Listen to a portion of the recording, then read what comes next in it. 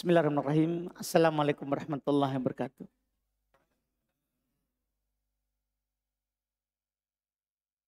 Innal hamdalillah nahmaduhu wa nasta'inuhu wa nastaghfiruh wa na'udzu billahi min syururi anfusina wa min sayyiati a'malina. May yahdihillahu fala mudhillalah wa may yudlil fala hadiyalah. Asyhadu an la ilaha illallah wahdahu la syarikalah wa asyhadu anna Muhammadan abduhu wa rasuluh sallallahu alaihi wa ala alihi wa ashabihi wa man tabi'ahum bi ihsan ila yaumiddin, amma ba'd. Alhamdulillah, kembali pada malam hari ini kita melanjutkan majelis kitab Bulughul Maram min Adillatil Ahkam karya Al-Imam Al-Hafidz Ibn Hajar Al-Asqalani Syafi'i rahimahullahu ta'ala. Pada malam hari ini kita di majelis ke-28 masih di pembahasan terkait dengan mandi dan hukum seputar junub. Kita akan membaca hadits ke-112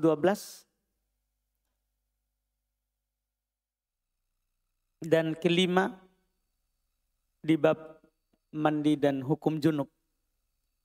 Kata Al-Imam Al-Hafidz Ibn Hajar rahimahullah, wa an Aisyah radhiyallahu anha qalat kana an-nabiy sallallahu alaihi wa alihi wasallam yaktasilu min arba'in minal janabati wa yaumal jum'ati wa minal hijamati wa min guslil mayyiti. Rawahu Abu Daud wa sahahahu Ibnu Khuzaimah. Kata beliau dari Aisyah radhiyallahu taala anha berkata, Nabi sallallahu alaihi wasallam biasanya mandi karena 4 hal. Junub, hari Jumat, berbekam, dan dari memandikan mayat. Riwayat Abu Daud dan dinyatakan sahih oleh Ibnu Khuzaimah.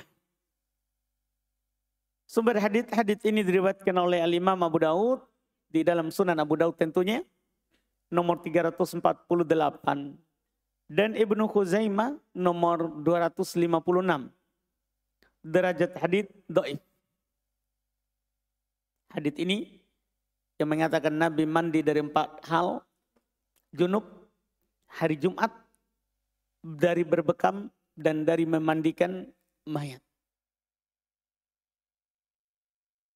Dhaif, hadits ini dhaif karena dalam sanadnya terdapat rawi yang bernama Mus'ab bin Syaibah. Dia rawi yang dhaif. Rawi yang dhaif.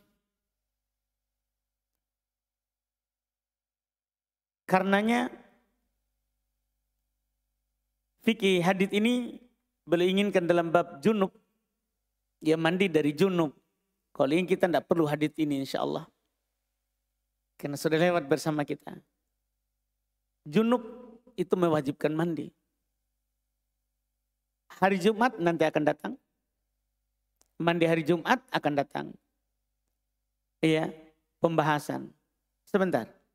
Akan datang hadisnya setelahnya. Iya, mandi Jumat. Sehingga kita tidak butuh hadis ini juga terkait dengan Jumat. Wa minal hijamah, ini kita butuh ini dari berbekam. Dengan hadis ini, sebagian ulama seperti yang dinukil dalam madhab orang-orang Hanafiyah, katanya sunnah mandi setelah berbekam. Sunnah mandi setelah berbekam. Hanya saja apa yang mereka pegang itu tidak diterima oleh para ulama yang lain dikarenakan haditsnya dhaif. Dikarenakan haditsnya dhaif.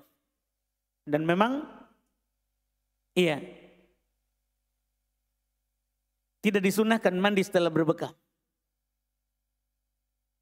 Dinukil sah dari Ibnu Umar, belum hanya mencuci tempat yang keluar darah. Kalau kita berbekam di mana, belum hanya cuci situ.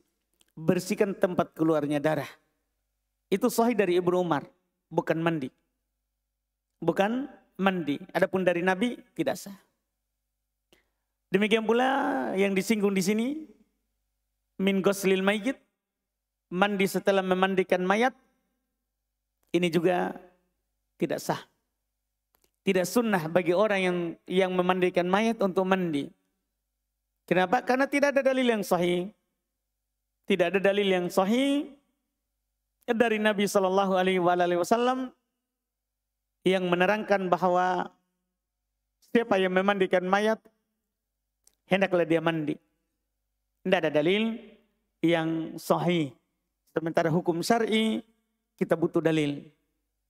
Kita butuh dalil yang sahih. Yang sahih.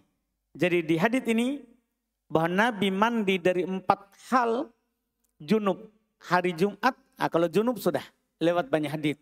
Jumat akan datang sebentar. Hadits yang sahih.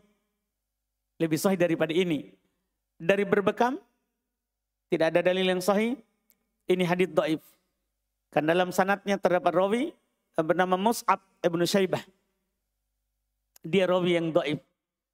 Dari memandikan mayat, tidak ada juga yang sahih. Tidak ada juga yang sahih dari Nabi sallallahu alaihi wa ala alihi wasallam. Kita lanjut berarti di hadits berikutnya.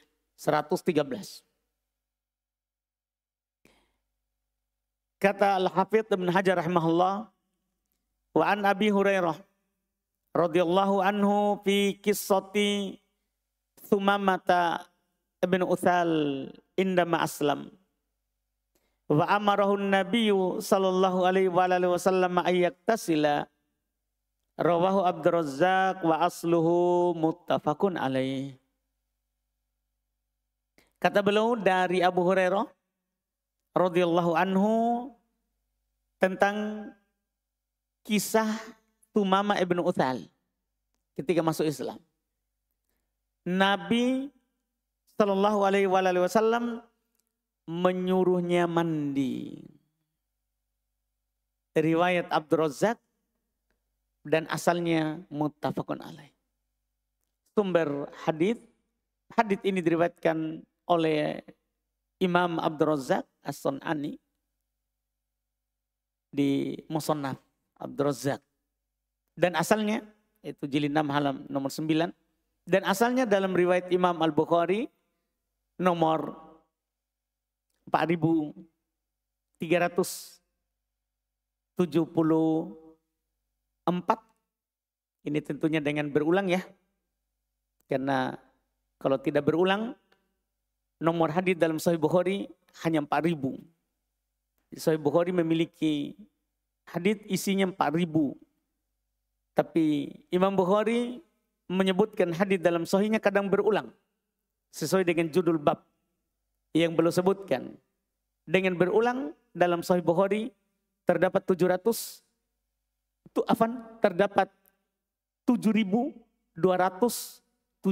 hadis di penomorannya.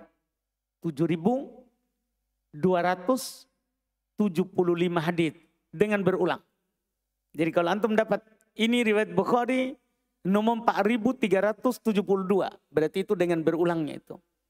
Dengan adanya hadis yang berulang. Adapun tanpa berulang di Bukhari cuman memiliki 4.000 hadis. Sama juga dengan di Muslim. Di Muslim ada 4.000 hadis. Di Muslim ada 4.000 hadis. Dan riwayat Muslim 1764. 1764. Akan tetapi pada riwayat keduanya yaitu Bukhari dan Muslim tidak ada lafaz Nabi SAW memerintahkannya untuk mandi. Yang ada adalah dia mandi, Nabi tidak perintahkan. Itu berpengaruh ya. Belum bawakan di sini ada lafaz perintah. Kan ada yang belum inginkan di situ. Di Bukhari Muslim tidak ada perintah. Itu nanti berpengaruh pada hukum. Apa hukum mandi bagi orang yang masuk Islam? Itu berpengaruh nanti. Kalau ada lafaz perintah berarti wajib. Kalau tidak ada dalam Bukhari Muslim berarti tidak wajib. Ini yang kita ambil sebentar hukumnya. Derajat hadits sahih. Asalnya di Bukhari Muslim. Asalnya di Bukhari Muslim. Sahih. Adapun fikihnya disyariatkan mandi bagi orang yang baru masuk Islam. Ini fikihnya. Saya membahasakan disyariatkan karena para ulama tidak ada silang pendapat akan disyariatkannya mandi bagi orang yang baru masuk Islam. Mereka cuma berselisih tentang hukumnya, wajib atau sunnah. Kan gini, mau antum bilang sunnah atau wajib, sama-sama disyariatkan. Semuanya disyariatkan. Jadi kalau kita berbicara ini sunnah, ini wajib, disyariatkan. Jangan sampai kita menyepelekan, oh itu kan sunnah. Memangnya tidak disyariatkan. Sebagian orang kan tidak paham, itu kan sunnah. Sehingga dia tidak amalkan. Dah. Ketika kita berbicara ini sunnah, ini wajib. Itu syariat namanya. Itu disyariatkan. Cuman bedanya dari sisi dosa atau tidak. Kalau wajib dosa, kalau tidak dilakukan. Kalau sunnah tidak berdosa. Itu saja perbedaannya. Jangan sampai kita salah paham. Karena sebagian orang kalau dibilang sunnah, oh maksudnya tidak diamalkan. Padahal pengertian sunnah adalah apa yang diminta oleh syariat. Ma talaba asyari tolaban ghairi jazim. Apa yang diminta oleh syariat, disuruh, diperintahkan oleh syariat. Tapi tidak ditekankan. Itu saja, jadi semuanya diperintahkan. Beda kalau wajib. Ma talabahu syari tolaban jaziman. Apa yang diminta oleh syariat dengan permintaan yang harus dilakukan. Kita berdosa kalau tidak dilakukan. Itu saja. Jangan sampai sebagian orang kan begitu. Mereka berbicara, apa hukum isbal? Sunnah. Oh, tidak apa-apa tidak isbal. Seakan-akan itu bukan syariat. Iya. Yeah. Apa hukum berjenggot? Mereka bilang, sunnah. Oh, tidak apa-apa, tidak berjenggot. Dia bermudah. Padahal namanya sunnah itu walaupun kita berpendapat sunnah, itu diperintahkan. Cuman tidak dosa kalau kita tidak lakukan. Begitu saja. Bukan berarti tidak disyariatkan. Sebagian orang sepele sekali memandang dibilang sunnah. Iya, dikatakan kalau padanya sunnah. Sementara di zaman sahabat, kalau dibilang itu sunnah, hukumannya agak berat. Ada sahabat menolak untuk makan dengan tangan kanan. Sunnah kita makan pakai tangan kanan. Sunnah kita makan pakai tangan kanan. Kalau ada orang makan pakai tangan kiri, tidak ada masalah. Cuman dia menyelisih Nabi. Jadi waktu Nabi bilang, makan dengan tangan kananmu. Dia bilang tidak mampu saya. Dikatakan dia tidak mampu. Maka kata Nabi, Mastato, kamu tidak akan pernah mampu kalau begitu. Mati tangannya di tempat. Lumpuh. Mulai waktu itu tidak pernah diangkat tangan kanannya ke mulutnya. Ini kan kalau kita berbicara sunnah ternyata masalah kalau kita menentang begitu. Beda kalau kita tidak lakukan karena tidak mampu, itu beda. Kita sudah akui ini disyariatkan. Cuman saya belum mampu melakukannya. Itu beda dengan kita langsung menolak. Iya, langsung menolak. Itu berbahaya. Itu hal yang tidak boleh kita. Ini yang perlu kita catat baik-baik. Jangan sampai kita seperti orang-orang di sana. Dibilang sunnah, kita bermudahan. Dan di zaman Nabi dibilang sunnah itu para sahabat mengagungkannya. Karena hukumannya nyata. Hukumannya nyata walaupun itu yang kita selisihi sunnah. Iya, nah kita tidak boleh begitu. Nah, sama dengan masalah ini. Masalah mandi bagi orang yang baru masuk Islam. Para ulama berselisih pendapat tentang wajib atau sunnah. Artinya berdosa atau tidak kalau tidak mandi. Ketika seorang masuk Islam. Yang jelas bersepakat disyariatkan. Cuman apakah hukumnya wajib atau sunnah? Berselisih pendapat di kalangan para ulama rahimahumullahu ta'ala. di antara mereka ada yang mengatakan bahwa mandi bagi orang yang baru masuk Islam itu hukumnya adalah wajib. Ini dari ahli fikih kalangan Malikiyah dan Hanabilah mengatakan wajib. Apa dalilnya? Hadits yang ada di hadapan kita. Dalam riwayat Imam Abdul Razak, Nabi memerintahkannya Thumamah ibn Uthal untuk mandi ketika dia masuk Islam. Ketika dia masuk Islam. Iya. Walaupun dalam Bukhari Muslim tidak ada perintah. Ada juga riwayat lain yang mereka pakai, yaitu ketika Qais ibn Asim masuk Islam. Dia bercerita tentang keislamannya. Dia bilang, ataitu an-Nabiya sallallahu alaihi wasallam uridul Islam. Saya datang kepada Nabi sallallahu alaihi wasallam ingin masuk Islam. Dia bilang fa'amaroni an aktasila. Maka Nabi menyuruh saya, memerintah saya untuk mandi. Untuk mandi. Ini hadits riwayat Imam Abu Daud, An-Nasai, dan selainnya. Ini pendukung. Ini pendukung yang mengatakan diwajibkannya. Sementara di sana mayoritas ulama fikih mengatakan mandi bagi orang yang baru masuk Islam sunnah, tidak wajib. Tidak wajib. Dalil mereka, kenapa seperti itu? Karena sangat banyak orang masuk Islam tidak diperintahkan masing-masing dari mereka untuk mandi. Seandainya itu adalah wajib, akan diperintahkan semua orang masuk Islam. Setiap datang masuk Islam, mandi. Ini kan hanya dinukil di beberapa orang. Ada Thumamah ibn Uthal, ada Qais ibn Asim, ada lagi sahabat-sahabat yang lain, tidak semuanya. Adapun yang lain, mereka sendiri yang berinisiatif mandi, ya, kemudian masuk Islam. Dinukil dari Umar ibn Khattab, saat dia masuk Islam, sebelum dia menyentuh mushaf, lembaran-lembaran yang ada di saudarinya, adiknya, Fatimah bintul Khattab, dia mandi dulu. Setelah dia baca lembaran itu, dia meminta untuk ditunjukkan di mana Muhammad. Dia ke sana, masuk Islam. Jadi dia sendiri yang mandi dulu sebelumnya.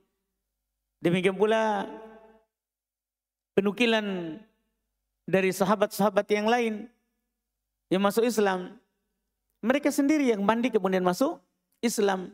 Seperti ibunya Abu Hurairah. Iya. Ketika dia mau masuk Islam, Abu Hurairah datang ke rumahnya, ibunya, dia dengar suara air dari ibunya. Dia sendiri yang mandi baru bersyahadat. Baru bersyahadat. Jadi tidak dinukil bahwa diperintahkan. Tidak dinukil diperintahkan untuk semua orang yang masuk Islam untuk mandi. Dari sinilah kata mayoritas perintah yang ada di hadits tadi, perintah istihbab. Perintah sunnah namanya. Memang asal dalam perintah itu wajib. Illa li sorifin. Kecuali kalau ada yang memalingkannya. Nah inilah pemalingannya, yang memalingkannya.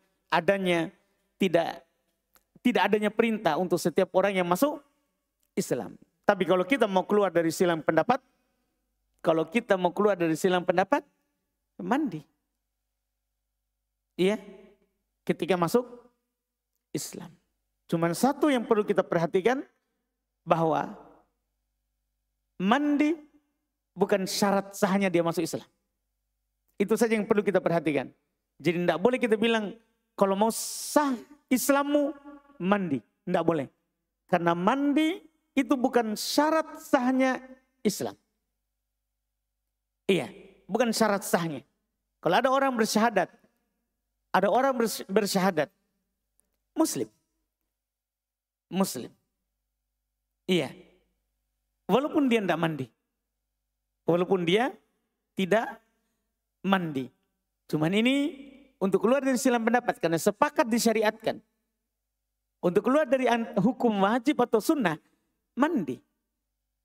Kita lakukan mandi ketika masuk Islam. Kemudian beliau berkata, hadis 114. Wan Abi Sa'id radhiyallahu taala anhu qala anna Rasulullah sallallahu alaihi wasallam qala guslul jum'ah wajibun ala kulli muhtalim akhrajahu sab'ah.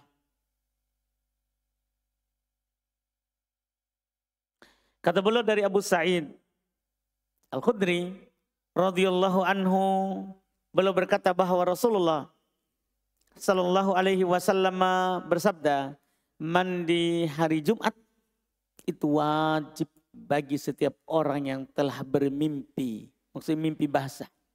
Artinya telah berusia balik. Riwayat Imam 7. Ini yang saya bilang tadi. Kalau masalah mandi Jumat, kita tidak butuh hadits yang tadi. Ini dia haditsnya. Riwayat Imam 7.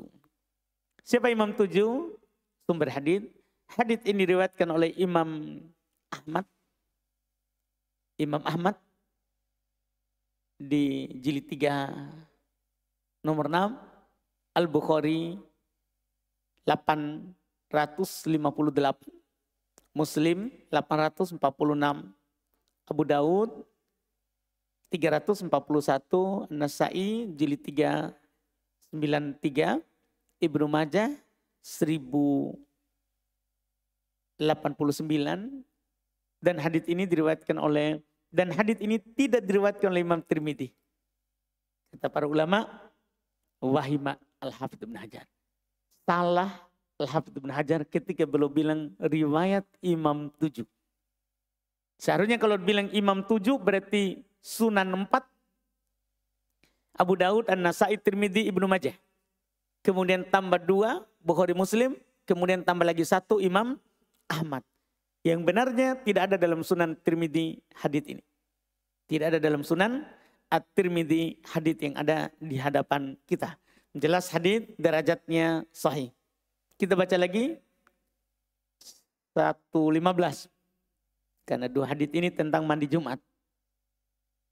Kata beliau an Samurah radhiyallahu taala anhu qala Rasulullah sallallahu alaihi wasallam, man tawadda'a yaumal jum'ati fabiha wa ni'mat wa man iktasala fal ghuslu afdal.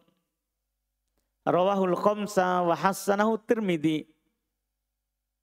Kata beliau dari Samurah radhiyallahu taala anhu, beliau berkata bahwa Rasulullah sallallahu alaihi wasallam bersabda, barang siapa yang berwudu pada hari Jumat, siapa yang berwudu pada hari Jumat,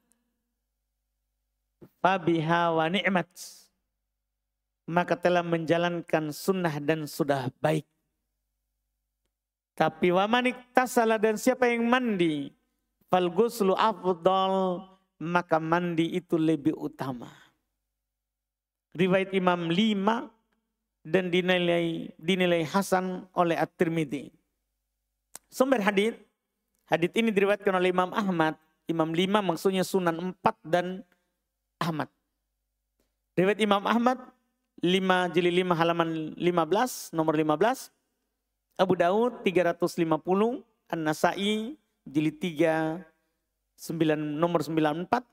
Dan hadits ini diriwayatkan oleh, hadits ini tidak diriwayatkan oleh Imam Ibnu Majah. Di sini pula beliau salah. Dianggap beliau salah dalam menukil ketika beliau bilang riwayat Imam 5. Karena Ibnu Majah tidak meriwayatkannya. Ibnu Majah tidak meriwayatkan hadits ini. Adapun derajatnya dhaif. hadits ini dhaif. Karena kenapa? Karena Al-Hasan Al-Basri. Al-Hasan Basri imam terpercaya. Cuman dia mudallis. Rawi yang mudallis. Dia tidak mendengar dari Samurah bin Jundub. Walaupun rawinya terpercaya. Tapi kalau dia tidak mendengar baru dia nukil. Ditolak haditsnya. Karena kita tidak menimbang ilmu hadits dengan siapa yang sebut.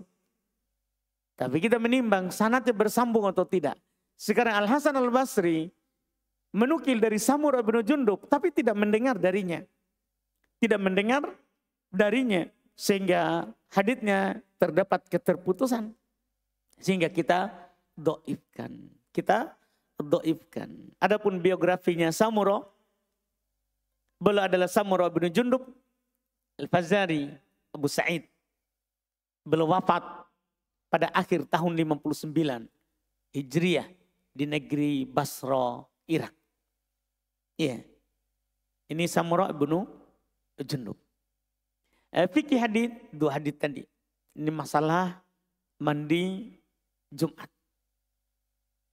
Pertama, anjuran untuk mandi pada hari Jumat.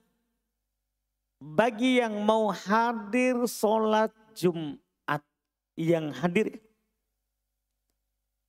Anjuran untuk mandi pada hari Jumat. Bagi yang mau hadir sholat Jumat. Adapun yang tidak hadir sholat Jumat, tidak dianjurkan mandi. Ini bagi yang hadir sholat Jumat. Saya katakan di situ anjuran ya. Karena sepakat para ulama rahimahumullah bahwa mandi pada hari Jumat bagi orang yang ingin datang Jumat itu adalah disyariatkan. Disyariatkan. Tidak ada silang pendapat itu dari semua madhab. Dari semua madhab. Karena hadits sangat jelas. Hadits bisa kita lihat ini. Riwayat Imam 7. Mandi Jumat wajib bagi setiap muhtalim. Ini tidak diragukan kesahihannya. Karena juga Bukhari Muslim ada. Dari Imam 7 tadi. Cuman saya tidak bilang di situ wajibnya mandi Jumat. Ini namanya untuk keluar dari silang pendapat. Dianjurkan untuk mandi pada hari Jumat. Bagi yang mau hadir sholat Jumat.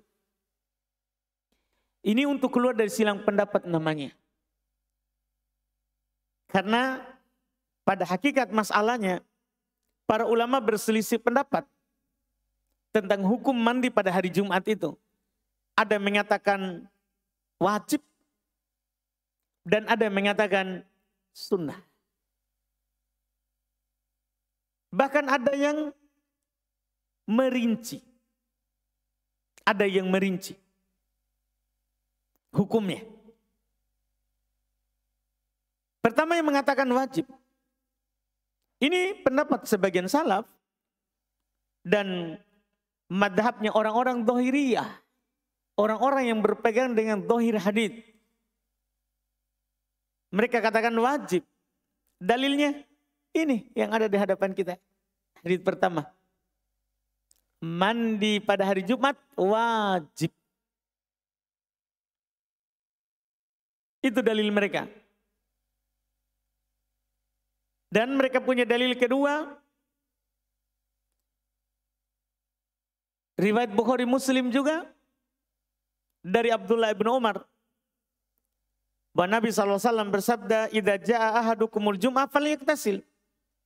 Apabila salah seorang dari kalian datang Jumat, hendaklah dia mandi. Perintah, hendaklah dia mandi. Juga sama. Dalam Bukhari Muslim. Bahwa Umar bin Khattab radhiyallahu ta'ala berkata kepada Utsman ibn Affan. Qad alimta anna Rasulullah sallallahu alaihi wasallam kana ya'muru bil ghusl. Kamu telah tahu bahwa Rasulullah SAW memerintahkan untuk mandi. Jadi Utsman bin Affan datang Jumat tidak mandi. Tidak mandi. Maka ditahu oleh Umar bin Khattab dari hal tersebut karena beliau adalah pemimpin kaum muslimin, termasuk Utsman adalah yang beliau pimpin. Maka beliau kasih tahu Utsman, Rasulullah telah suruh mandi. Inilah dalil-dalil pendapat pertama yang mengatakan wajib. Dan di sana ada pendapat kedua, dan ini merupakan pendapat dari mayoritas ulama. Yang anehnya mayoritas berpendapat dengan pendapat ini. Ini kan pertanyaan besar bagi kita. Kenapa mayoritas ahli fikih malah berpendapat tidak wajib? Mereka berpendapat sunnah mandi Jumat tidak wajib. Padahal kan jelas kalau kita melihat lafaz-lafaz di pendapat pertama, perintah. Sekarang pertanyaan kita, kenapa mayoritas malah berpendapat sunnah? Mandi pada hari Jumat itu lebih utama. Mandi pada hari Jumat itu lebih sempurna. Cuman tidak berdosa bagi orang yang tidak mandi. Apa yang membuat mereka berpendapat seperti itu? Mereka tentunya punya dalil. Dalil mereka pertama, ini hadits kedua.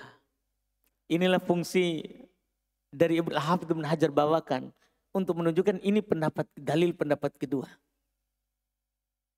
Siapa yang berwudu pada hari Jumat itu bagus. Itu sudah bagus. Dan siapa yang mandi itu lebih utama. Berarti kan mandi lebih utama. Kalau wajib tidak dibilang lebih utama. Cuman hadits ini dhaif. Jadi kita kalau seandainya mayoritas cuma berdalil dengan ini, tidak bisa kita berpaling dari pendapat pertama. Mereka punya dalil kedua. Tidak disebutkan oleh Hafidz Ibnu Hajar. Yaitu hadits di Bukhari Muslim. Inilah dalil mereka yang paling kuat. Yang memalingkan dari wajib ke sunnah. Hadits di Bukhari Muslim dari Aisyah radhiyallahu taala anha. Aisyah bercerita, kana nasu yantabuna yaumal jum'ati min manazilihim wal awali. Dulu orang-orang mereka pergi Jumat dari rumah mereka bahkan dari pedalaman lembah-lembah. Karena dulu Jumat itu hanya di satu masjid. Masjid Nabawi sekarang. Adapun masjid di lain itu tidak dipakai Jumat. Cuma dipakai berjamaah. Salat 5 waktu. Kalau Jumat maka mereka di masjid Nabi. Maka kata Aisyah, orang-orang datang dari rumah mereka dan dari lembah-lembah.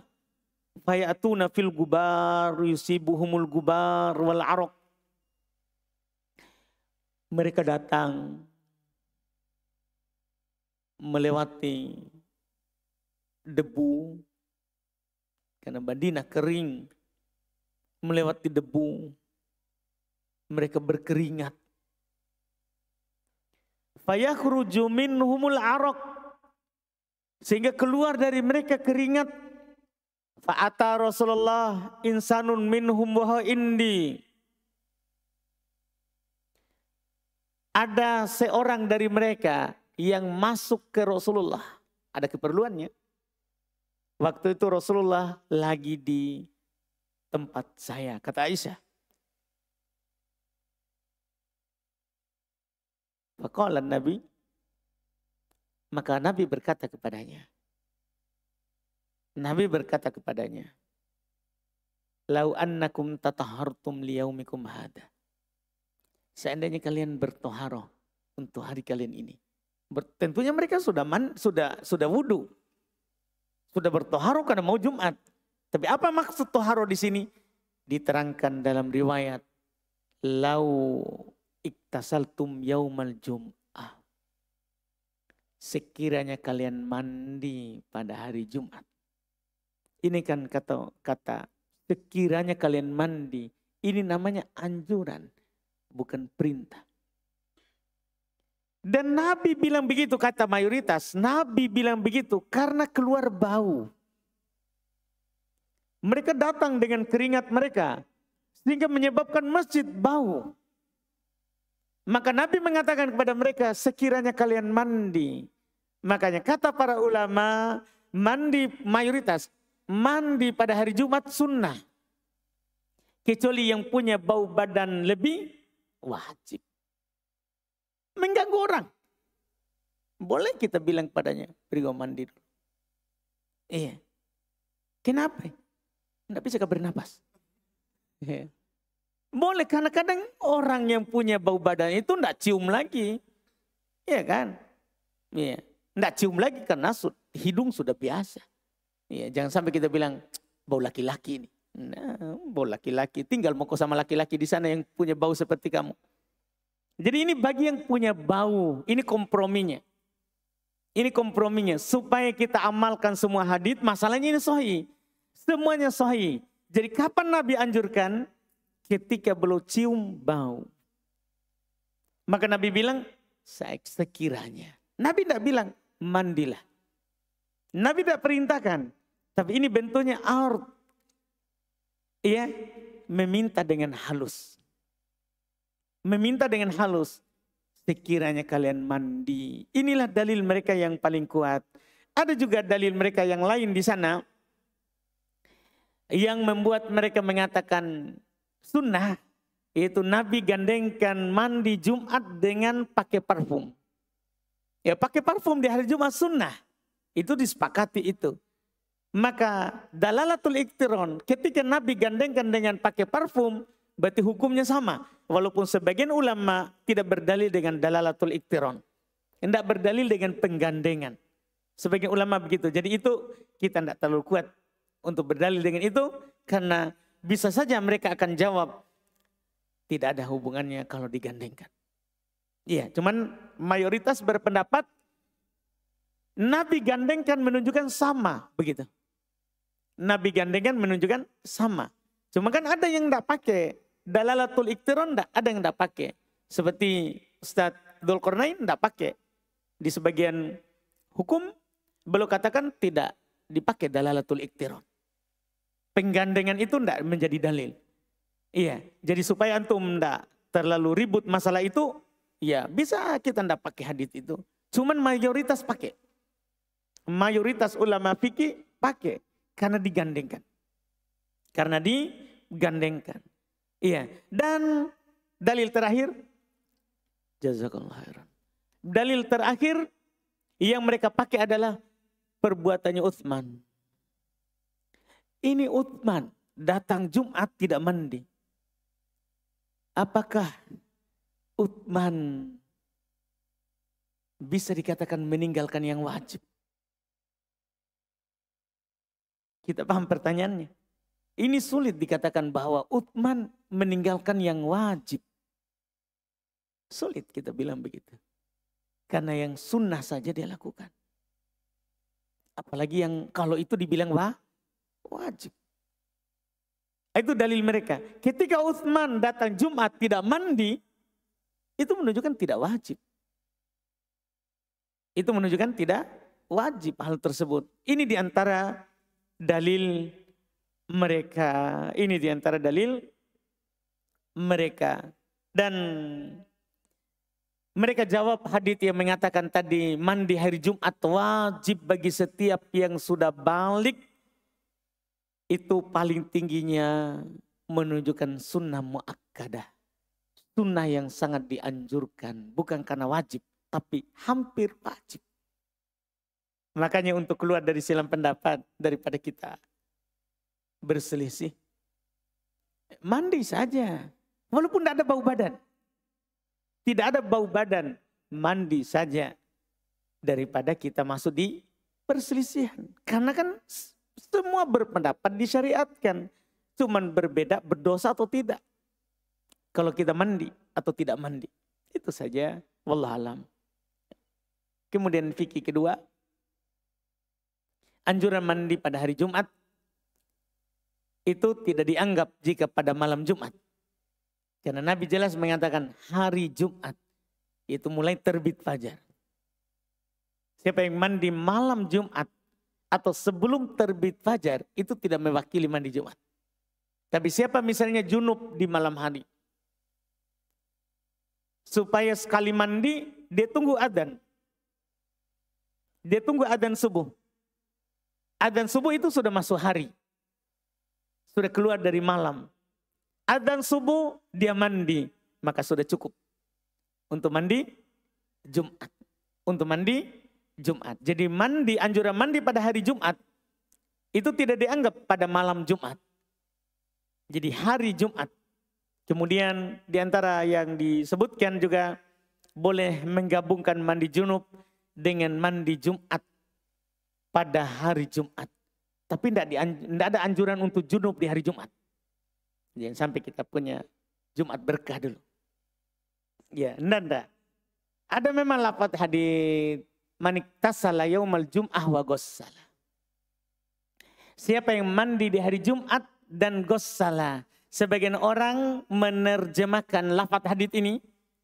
Siapa yang mandi hari Jumat dan membuat orang lain mandi. Kita paham kita? Anak muda tidak paham.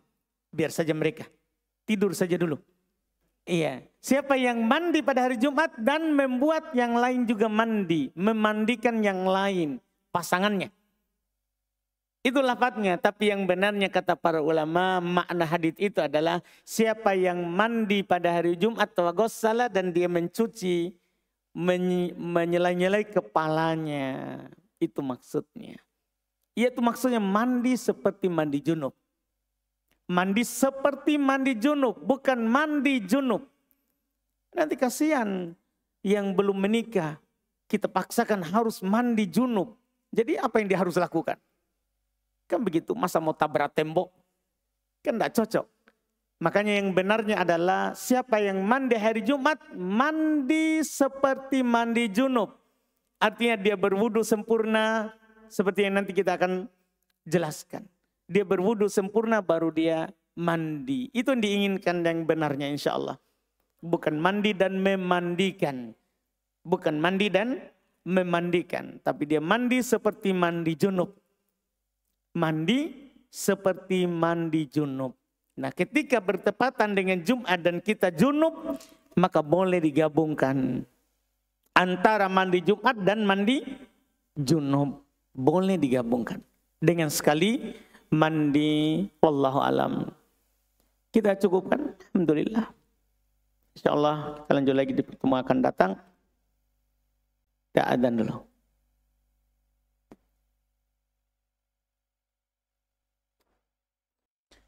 Bismillah kita masuk di tanya jawab sini. Bismillah Pak Ustaz, apa hukum bercanda terkait waktu sholat? Seperti orang yang berkata kepada temannya, cepat kau adzan, cepat buka puasa. Padahal dia tahu itu belum masuk waktu. Tapi dia hanya ingin bercanda. Dan tidak boleh bercanda dengan hal-hal yang merupakan syiar. Iya, tidak boleh kita bercanda dengan jenggot. Wih, kambing kau di. Begitu. Tidak boleh. Tidak boleh kita bercanda dengan cingkrang. Tidak boleh. Iya. Tidak dibolehkan itu. Iya. Orang lewat cingkrang ada banjir kah? Ada orang pakai cadar lewat. Awas kau ninja. Tidak boleh. Tidak boleh kita bercanda dengan ya, hal-hal yang ada lafaz dalam syariat. Wallahu alam.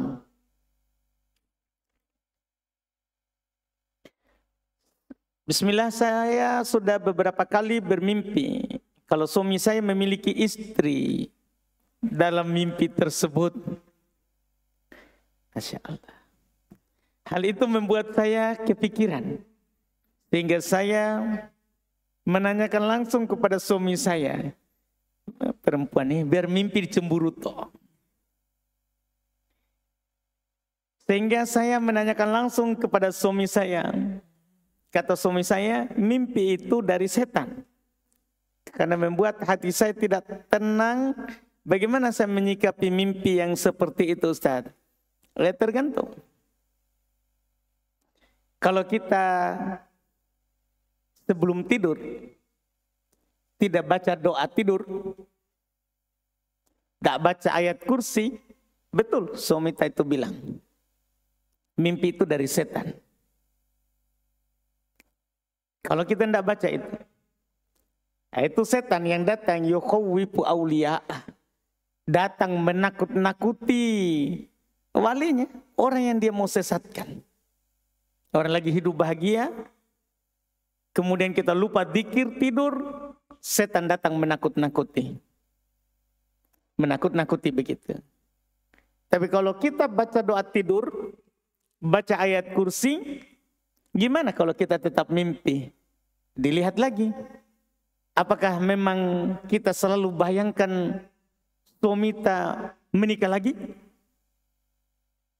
Kalau kita selalu bayangkan, apalagi sebelum tidur, sambil menanti suami datang dari kerja, kita bayangkan, sepertinya mampir di rumah lain.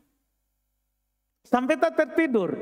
Maka itu disebut dengan bunga tidur. Walaupun kita baca ayat kursi. Itu bukan dari setan. Jangan salahkan setan. Itu dirita. Dan sampaikan setan disalahkan terus. Dia memang salah, tapi ada sebagian kita sendiri yang salah. Bukan setan. Jadi kita yang hayalkan, kita sudah hayalkan. Waduh, bahaya kalau suamiku ini punya istri lagi. Nanti lebih cantik, nanti lebih ganas, saya ditinggalkan. Kita sendiri menghayalkan begitu. Akhirnya sampai ke mimpi. Sampai ke mimpi. Nah, itu namanya bunga tidur. Disebut adghathu ahlam. Bunga tidur. Tapi kalau kita baca doa tidur, tidak juga pernah kita hayalkan. Tidak pernah kita berhayal sebelumnya. Bahwa suami tak punya istri kedua. Maka itu dari Allah. Siap-siap menghadapi kenyataan. Maksudnya, mau di apa? Jadi seharusnya tadi suami bertanya, kamu baca doa tidur? Kalau dia bilang, iya ayat kursi baca terus kah? Kalau ayat kursi dibaca kan tidak ada setan datang. Tanya lagi kedua, kita enggak hayalkan Ji. Kalau dibilang tidak pernah. Saya mau kita selalu sama saja. Oh berarti dari Allah itu betul Mi. Gitu saja. Iya. Mau di apa? Kan tidak tersisa lagi sekarang. Tidak ada lagi Nabi. Kata Nabi sekarang tidak ada lagi Nabi. Yang ada adalah ru'ya solihah. Mimpi yang bagus. Jadi kalau kita hati-hati mami dari mimpi itu. Kita sendiri yang cek-cek kembali ke belakang. Iya, bisa jadi nyata, bisa juga tidak. Tapi jangan takut. Ya nggak usah kita takut dari hal tersebut. Wallahualam. Pada takut nanti berhayal sebelum tidur ini ya. Alhamdulillah. Kemudian berikutnya, apakah saya melakukan kesalahan atau berdosa jika saya sudah mengenal sunnah? Tapi sebagian kewajiban saya seperti memakai celana cingkrang belum bisa saya terapkan. Tetapi saat karena saya kerja di sebuah instansi pemerintah dan itu larangan untuk saya gunakan. Kira-kira apa yang harus saya lakukan? Kalau kita sudah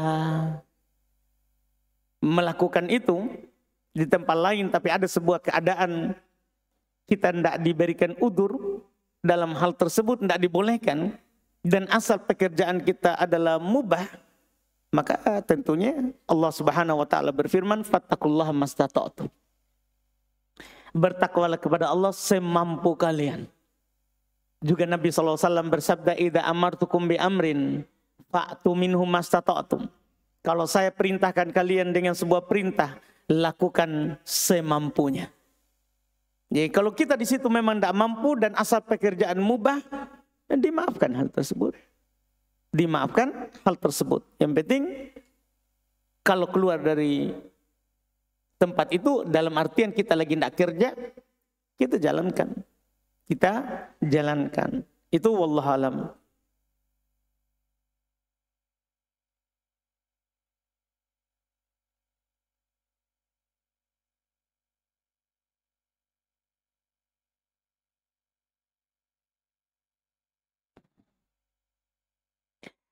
Ustadz, bolehkah seorang akhwat mengajukan dirinya secara langsung kepada seorang ikhwan untuk menikah Qadarullah katanya si akhwat ini tidak memiliki kenalan. Terus kenapa kita kenal? Yang bisa jadi penghubung ke ikhwan tersebut. Mohon nasihatnya Ustaz. Itu saja ini yang kita kenal.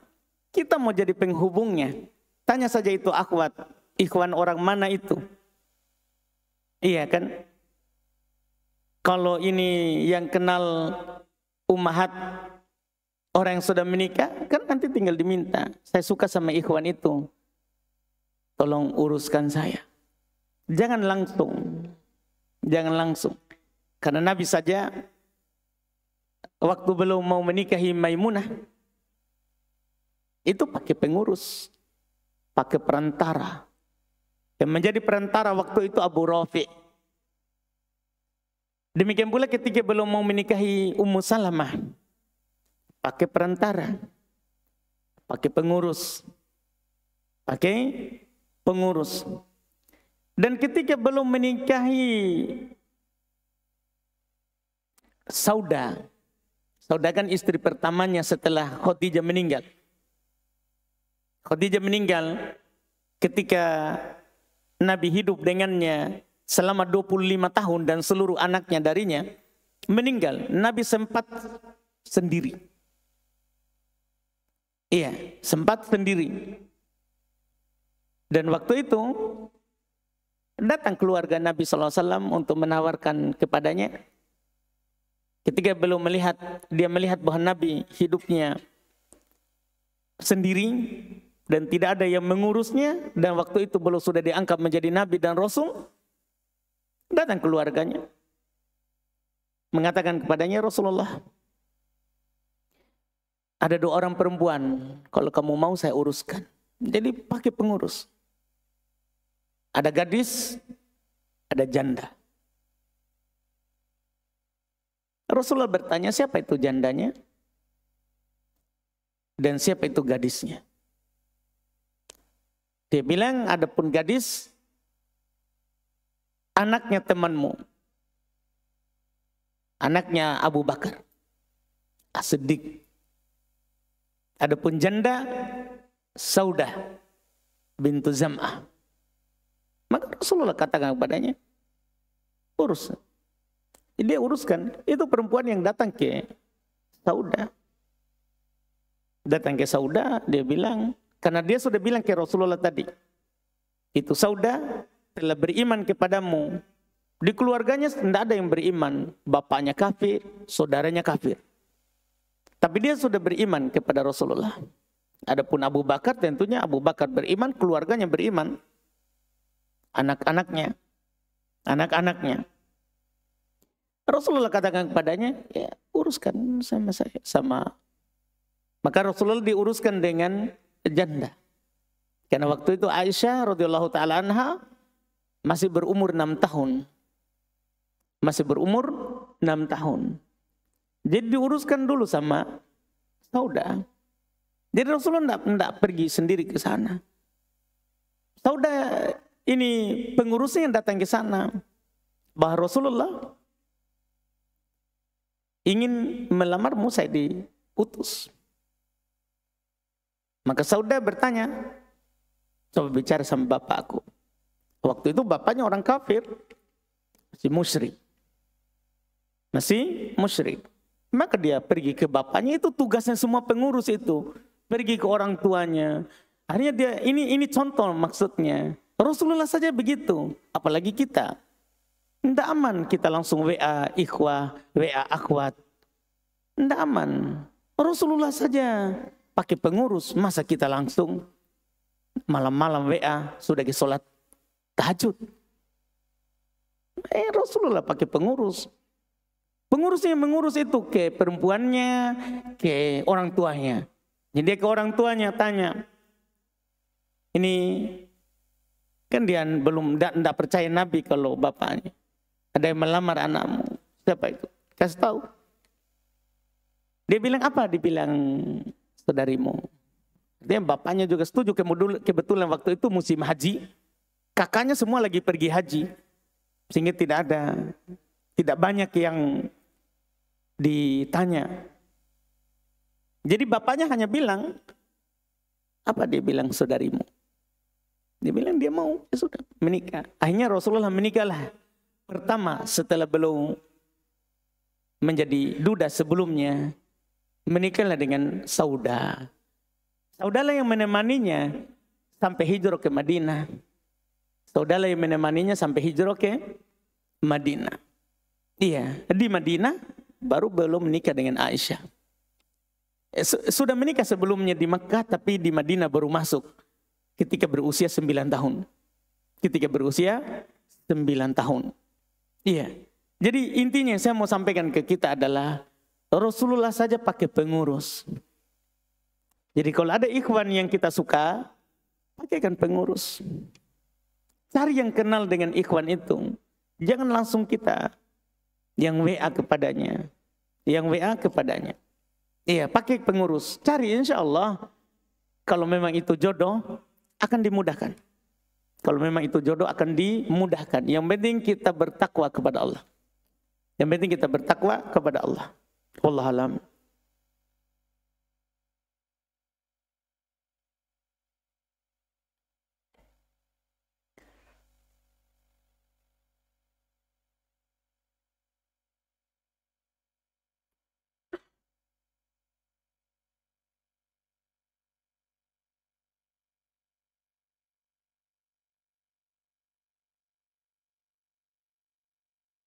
Kenapa kaum musyrikin meminta syafaat sementara mengingkari hari akhirat? Tidak, mereka minta syafaat untuk kebutuhan dunianya. Iya, kebutuhan dunianya. Mereka meminta kebutuhan dunianya kepada Allah. Dia minta kepada patung-patungnya. Untuk mendekatkan diri mereka kepada Allah. Dan tidak mutlak kita bisa bilang bahwa mereka mengingkari hari akhirat.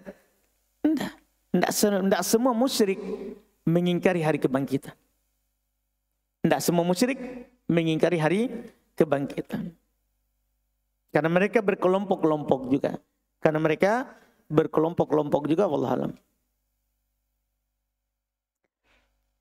Apakah mandi biasa di hari Jumat terhitung mandi Jumat karena dilakukan pada saat hari Jumat? Kalau kita niatkan. Kalau kita berniat, terhitung mandi Jumat. Kalau tidak, maka mandi biasa. Karena innamal a'malu binniat. Amalan itu tergantung niat. Kalau kita niat, maka dapat. Kalau tidak, maka tidak dapat.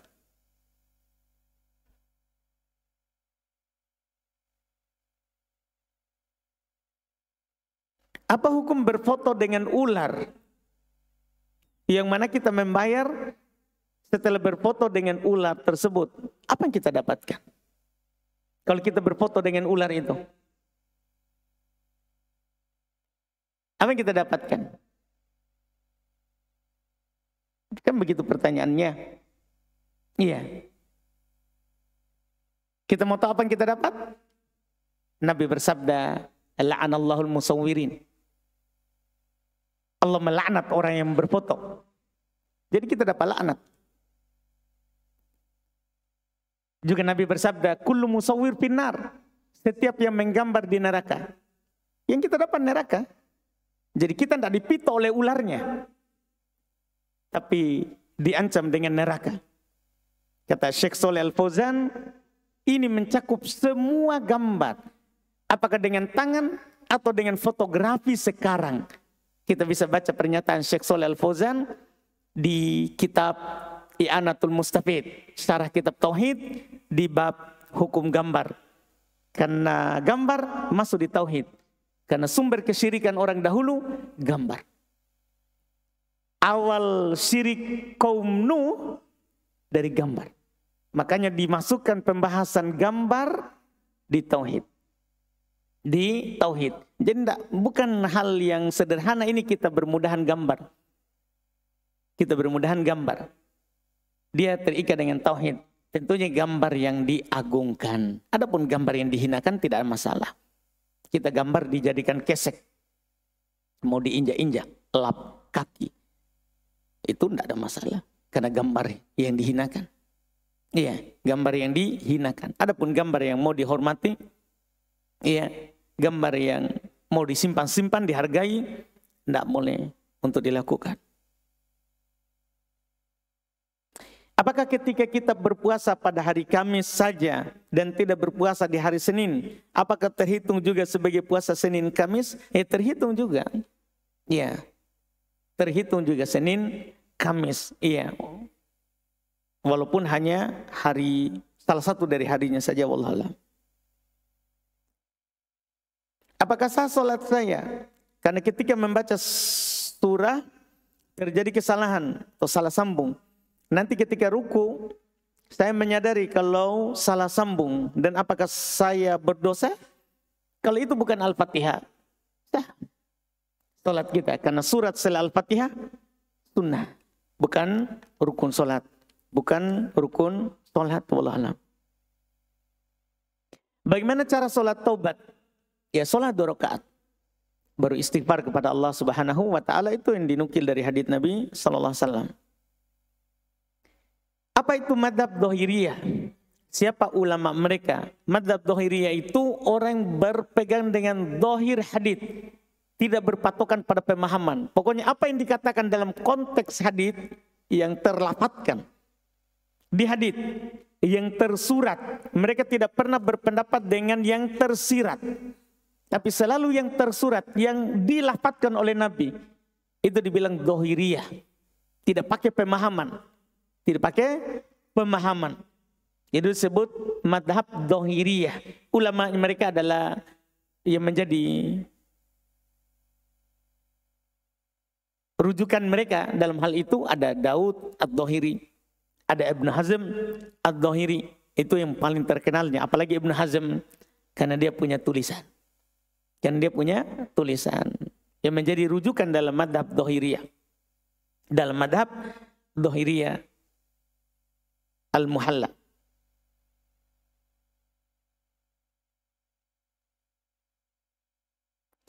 Apakah betul ada nabi perempuan seperti pendapat Ibn Hazm? Tidak ada. Tidak ada nabi perempuan. Tidak ada silang pendapat. Wallahualam kalau ada penukilan dari Ibn Hazm. Ada penukilan dari Ibn Hazm. Dan kalaupun ada, itu adalah pendapat yang syadz tentunya. Tidak boleh kita pegang pendapat itu. Ya. Walaupun itu yang berpendapat Ibn Hazm. Karena ketika kita berpendapat, lihat pendapat Ibn Hazm itu, maka kita akan menyelisih yang namanya Quran. Kita akan menyelisih yang namanya Quran. Karena jelas Quran Allah Subhanahu wa taala berfirman, "Wa ma arsalna min qablika illa rijalan." Ini kata Allah kepada Nabi Muhammad. Tidaklah kami mengutus sebelum engkau wahai Muhammad kecuali laki-laki. Tidak ada rasul dari kalangan perempuan. Tidak ada rasul dari kalangan perempuan. Kalau ada, Maryam lebih utama. Karena memang Maryam dari awal waktu istrinya Imran. Siapa nama istrinya Imran? Kan dia mandul. Sampai usia sudah lanjut belum punya anak. Dia selalu berdoa kepada Allah Subhanahu wa taala supaya diberikan keturunan. Hamil. Hamil dia. Langsung dia bernadar bahwa ini anakku akan menjadi pelayan Baitul Maqdis. Yang masih di kandungan. Yang masih di kandungan. Ternyata yang lahir perempuan. Dia bilang kepada Allah Subhanahu wa taala bahwa ternyata wada'tu unta, saya melahirkan perempuan. Dan dia bilang laisa dzakar wa laisa dzakar kal unta, laki-laki tentunya tidak sama dengan perempuan. Sudah bernadar tapi ternyata yang lahir perempuan. Lahir perempuan. Iya. Dia berdoa kepada Allah Subhanahu wa taala supaya Allah menjaga Maryam dan keturunannya. Dan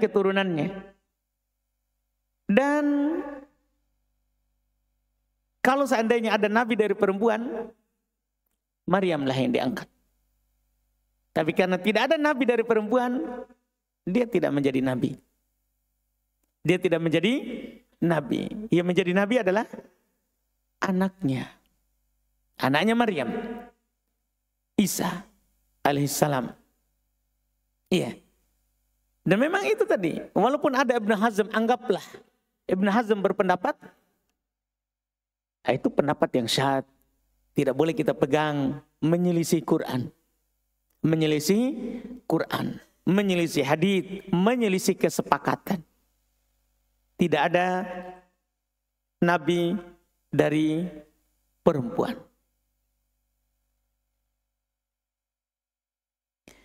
Bagaimana tata cara mandi Jumat? Belum ya, kalau ini belum sama sekali. Akan datang. Kan kita sekarang baru menyebutkan hal-hal yang mewajibkan mandi atau yang disyariatkan mandi padanya. Kap mandinya belum. Cara mandinya belum. Nanti akan datang insya Allah.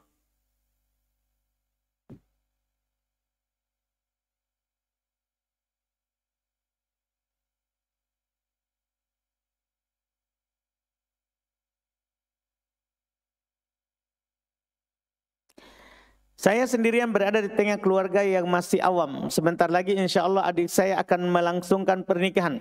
Dan di dalamnya terdapat ada pelanggaran. Misalnya ada musik, ikhtilat, malam mapaci.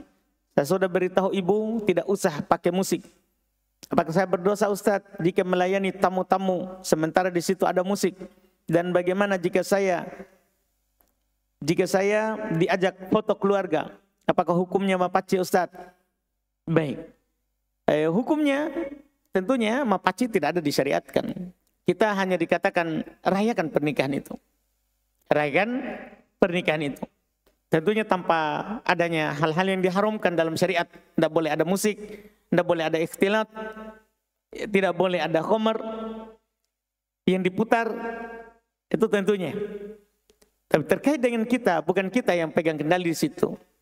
Maka kewajiban kita pertama adalah menasihati. Kalau diterima alhamdulillah, kalau tidak diterima maka hidayah di tangan Allah.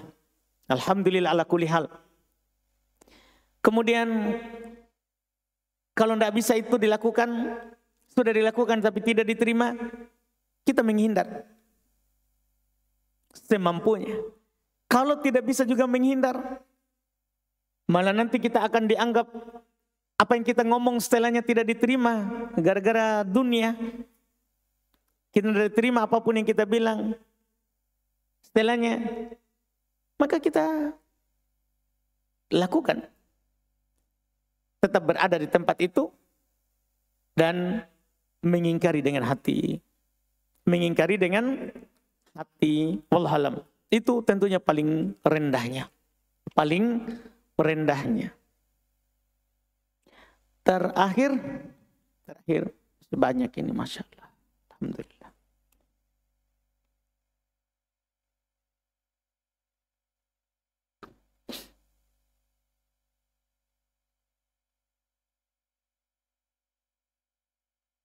Bagaimana pendapat Ustadz untuk orang-orang yang masih menganggap manhaj salaf itu menyimpang dan terlalu keras dan banyak yang diharamkan? Bagaimana sikap kita sebagai teman yang seperti ini Ustadz? Masya Allah. Pernyataan-pernyataan di sini sebenarnya tidak benar ya. Tidak benar. Pertama, kalau dianggap manhaj salaf itu menyimpang, maka wajib dia tegakkan penjelasan menyimpangnya dari mana. Dan tentunya tidak akan kita dapat penyimpangannya manhaj salaf. Karena manhaj salaf adalah manhaj ahli sunnah wal jamaah, manhaj yang berpegang dengan apa yang Nabi dan para sahabat di atasnya. Manhaj yang berpegang dengan apa yang Nabi dan para sahabat di atasnya. Susah kita dapatkan salahnya di mana. Susah kita mau dapatkan. Kalau ada salah, itu salah di perorangan, di praktek. Adapun secara umum, tidak ada kesalahannya. Karena mereka murni berpegang. Kalau dia berpendapat, mungkin karena hadits belum sampai. Begitu saja. Kalau sampai, tidak ada dari mereka yang menyelisih dalil dan menyelisih kesepakatan. Jadi pernyataan ini kalau dibilang menyimpang susah. Karena ciri manhaj salaf adalah Quran dan hadits pegangannya. menimbang semua pendapat dengan Quran, hadis. Tidak sebaliknya. Tidak sebaliknya. Manhaj salaf adalah manhaj yang takdimun naql alal akal. Mendahulukan dalil daripada akal. Manhaj yang mendahulukan dalil daripada akal. Iya, jadi dari mana sisi penyimpangannya? Kemudian pernyataan berikutnya, terlalu keras. Tidak ada yang keras. Arhamun nas bin nas ahli sunnah. Orang yang paling sayang kepada orang lain itu ahli sunnah. Tidak ada orang paling sayang kepada orang kecuali ahli sunnah. Ahli sunnah lah yang tidak membedakan kaya dan miskin. Yang tidak membedakan yang kulit putih dan kulit hitam. Yang tidak membedakan antara budak dan orang memiliki nasab. Ahli sunnah. Karena itu telah diajarkan oleh Nabi SAW. Ketika Nabi berpaling dari sahabat yang buta karena ada musyrikin yang punya kedudukan, ditegur oleh Allah. Setelah itu Nabi tidak pernah lagi begitu. Jadi mereka ikut begitu. Tidak membedakan siapapun. Tidak membedakan siapapun. Mereka adalah orang yang mendudukan manusia itu sesuai dengan posisinya. Dan sesuai dengan yang Nabi katakan, kholiqin nas bi khuluqin hasan. Berakhlaklah dengan manusia dengan akhlak yang baik. Datang juga dari sebagian sahabat, tidak sah dari Nabi, tapi datang dari sebagian sahabat, mauquf, anzilin nas manazilahum. Dudukan orang itu sesuai dengan kedudukannya.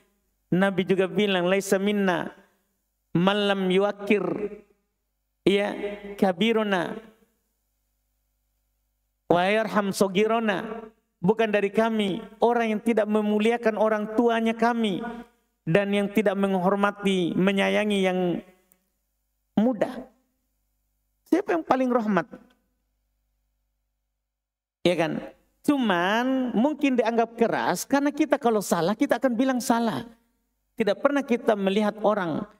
Karena manhaj ahli sunnah adalah yang menyampaikan kebenaran. Yang mereka memang dikatakan oleh Nabi, la yakhafuna laumata laim. Mereka tidak takut celaan orang-orang mencela. Terserah kamu mau ngomong apa, yang jelas ini yang benar. Kita selalu sorohah, atau sorohat, menyampaikan apa adanya yang disebut oleh Nabi. Kalau itu memang syirik, kita akan bilang syirik. Kalau itu memang bid'ah, kita akan bilang bid'ah. Mungkin kalau itu yang dianggap keras, maka kita akan bilang Nabi keras. Karena Nabi datang kepada beliau orang yang bilang ke istrinya, menanyakan ibadahnya Nabi. Bagaimana ibadahnya Nabi? Dijelaskan oleh istrinya. Nabi sholat, tidur, Nabi puasa, juga berbuka. Kadang tidak puasa, kadang puasa. Nabi mendatangi istrinya. Di antara mereka ada yang bilang, adapun saya tidak mau menikah. Mau fokus ibadah. Yang lain lagi, adapun saya tidak mau tidur malam, sholat terus. Satunya bilang, adapun saya akan berpuasa setiap hari. Apa yang Nabi lakukan? Ketika mendengar itu, belum naik mimbar. Itu salah. Belum tidak tegur, tidak panggil orang itu. Saudara, tidak boleh kok begitu. Tidak panggil. Kan ini kesalahan. Jangan sampai nanti ada lagi sahabat yang mau begitu. Nabi naik mimbar. Nabi marah. Bahkan Nabi katakan, man rogiba an sunnati falaysa minni. Siapa yang benci sunnahku, bukan dariku. Keras. Iya. Dan Nabi juga bilang, wa iyyakum wa muhdatsatil umur. Hati-hati kalian dari perkara baru. Fa inna kulla muhdatsatin bid'ah. Karena sungguh setiap perkara baru itu bid'ah. Ya, jadi yang mengatakan bid'ah itu adalah bid'ah, memang dari zaman Nabi. Kalau itu kita marah, kita anggap keras karena bilang begitu. Ketika kita bertanya, apa hukum Ustaz saya melakukan riba? Haram. Kalau gara-gara itu kita bilang keras, itu kan sesuai dalil. Sesuai dalil. Daripada kita tidak bilang haram, itu tidak menenangkan. Tidak menenangkan. Kalau saya sembunyi-sembunyikan ucapan, dari ini majelis, Sampai saya sebentar tidur, tidak bisa tidur. Aduh, saya salah ngomong. Begitu. Saya salah ucap. Masa gara-gara Muhsinin saya ngomong begitu. Jadi tidak bahagia kita jadinya. Masa gara-gara ada orang terpandang saya tidak ngomong begitu.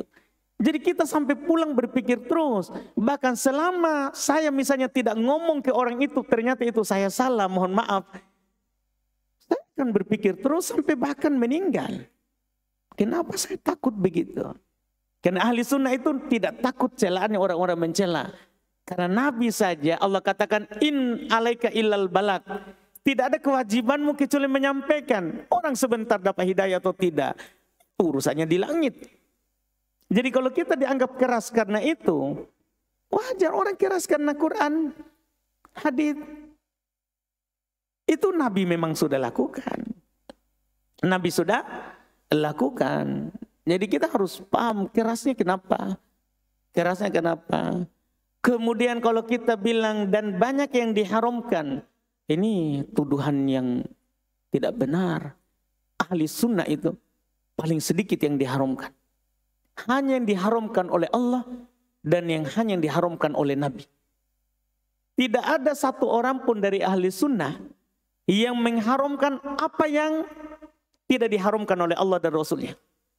Karena haram dalam syariat itu terbatas. Halal banyak. Cuman kita kalau Allah haramkan, kita pasti bilang haram. Tidak banyak. Sedikit sekali kita haramkan. Kalau ahli sunnah. Karena hanya Quran. Yang diharamkan Quran kita haramkan. Yang diharamkan oleh Nabi itulah yang kita haramkan. Tidak lebih. Kalau kita dapat ada ahli sunnah yang mengharamkan tidak ada dalil. Salah itu. Bukan ahli sunnah. Tidak ada ahli sunnah yang mengharamkan tanpa dalil. Cari saja ahli sunnah dari zaman Nabi sampai sekarang ini. Ada enggak yang mengharamkan tanpa dalil? Kita tidak akan pernah dapat. Kita tidak akan pernah dapat. Karena ahli sunnah paham. Berucap atas nama Allah. Hada halal, hada haram. Ini halal, ini haram. Ucap atas nama Allah. Tanpa dalil. Itu dosa lebih besar daripada syirik. Dosa berucap atas nama Allah tanpa dalil. Semua ahli sunnah sadar itu ayat. Itu dosanya lebih besar daripada syirik. Kita bisa baca Quran. Tentang besarnya dosa itu. Surat apa itu? Wa antakulu 'alallahi ma la ta'lamun. Siapa hafal ayat surat apa? Sebagai dikasih tahu orang. Saya lupa surat apa? Siapa tahu? Mana para penghafal Quran ini? Apa? Al-A'raf ayat 33. Al-A'raf 33. Ahsan. Ketika Allah menyebutkan dosa-dosa besar, kul innama, apa ayatnya? Harrama Rabbi al-fawahish. Itu yang pertama. Katakan Muhammad, ini ya haram sedikit. Katakanlah, Robku itu mengharamkan al-fawahish. Seluruh yang fawahish, perbuatan keji. Itu yang diharamkan, tidak banyak. Hanya perbuatan keji diharamkan. Itu yang pertama. Ma dhahara minha wa ma baton. Apa yang nampak dan tersembunyi. Wal ithim, dosa. Wal bagi, melampaui batas. Melampaui batas. Bi ghairil haq, tanpa hak tentunya. Kalau kita lampaui batas dengan hak, tidak ada masalah. Ada orang pagar melewati tanah, boleh kita robohkan pagarnya dan kita pindahkan. Tidak ada masalah karena hak. Karena hak. Ini tanpa hak. Iya. Wa antusyriku billahi ma lam yunazzil bihi sultana. Kalian melakukan syirik. Apa yang tidak diturunkan oleh Allah Subhanahu wa taala dalilnya. Setelah syirik ditutup, wa antakulu 'alallahi ma la ta'lamun. Kalian berucap atas nama Allah apa yang kalian tidak tahu. Ahli sunnah kalau dia tidak tahu, dia jujur dibilang saya tidak tahu. Tidak pernah ada mereka yang bilang ngomong padahal dia tidak tahu. Tidak ada. Ahli sunnah tidak pernah bicara kalau tidak tahu. Kalau ada pertanyaan yang dia tidak tahu, saya saja kalau ada yang saya tidak tahu saya lewatkan. Mungkin orang akan bilang mungkin sepertinya dia jawab semua. Tidak. Banyak pertanyaan kertas yang saya lewatkan. Cuma kan tidak perlu saya kasih tahu bahwa saya lewatkan. Nanti kecewa lagi pelanggan. Antum paham gitu? Maksud orang nanti kenapa Ustadz tidak jawab pertanyaanku? Kan banyak orang ngomong juga begitu. Bukan tidak dijawab. Memang tidak tahu jadi kita lewatkan. Nanti kita cari tahu lagi kalau pulang. Oh tadi ada yang bertanya begini sepertinya saya cari tahu dulu. Nah, nanti kan itu pertanyaan berulang. Kalau datang lagi baru saya jawab setelah ditahu. Setelah ditahu. Tidak ada ahli sunnah yang berani berbicara tanpa ilmu. Karena dosanya lebih besar daripada syirik. Ahli sunnah tidak pernah mengharamkan yang tidak diharamkan. Karena mereka sadar bahwa orang pertama ditarik ke neraka itu yang berilmu. Bukan orang awam. Yang berilmu. Itu yang ditarik. Dibakar di neraka. Itu kan ahli sunnah semua sadar itu. Makanya mereka kalau haram, haram. Kalau halal pasti mereka bilang halal. Dan kalau kita bilang terlalu banyak yang diharamkan. Tidak, paling sedikit. Cuman kebetulan yang hawa nafsu tak di situ ahli sunnah haramkan. Ahli sunnah haramkan rokok. Akhirnya kita bilang lebih banyak. Padahal rokok ji. Haramkan musik. Hal-hal yang hawa nafsu tak di situ. Akhirnya, keras kibeleh. Tidak bisa ke merokok di situ. Saya bilang tidak bisa ke merokok. Silakan merokok. Tapi jangan salahkan ahli sunnah kalau mati nanti di neraka disiksa dengan rokok tak. Nanti di neraka kalau kita mati dengan rokok, kita akan disuruh rokok di neraka. Sampai tak mati. Saat mati kita dihidupkan lagi, rokok lagi. Sampai mau mati lagi. Begitu ji, makanya kita bilang jangan kau merokok karena merokok membunuhmu. Kalau kamu mati karena rokok, kamu nanti di neraka disiksa dengan rokok. Kita bilang begitu kenapa? Karena sayang, bukan karena keras. Kan kasihan orang di neraka disiksa karena rokok. Dilihat lagi sama orang, kenapa itu kodong si fulan? Disiksa dengan puntung rokoknya. Kita tidak takut. Itu ahli sunnah ngomong haram karena kasihan. Rahmat namanya. Kasihan sama yang lain. Tidak boleh kita bilang, yang penting saya selamat deh. Biar media rokok sampai terbakar kulitnya. Tidak boleh begitu kan. Tidak boleh kita seperti itu. Jadi harus dipahami ini pernyataan yang tidak benar. Ya, tapi bersamaan dengan itu kalau ada orang ngomong begitu, maafkan saja. Itu karena dia tidak tahu. Coba dia hadir saja, satu pengajian saja.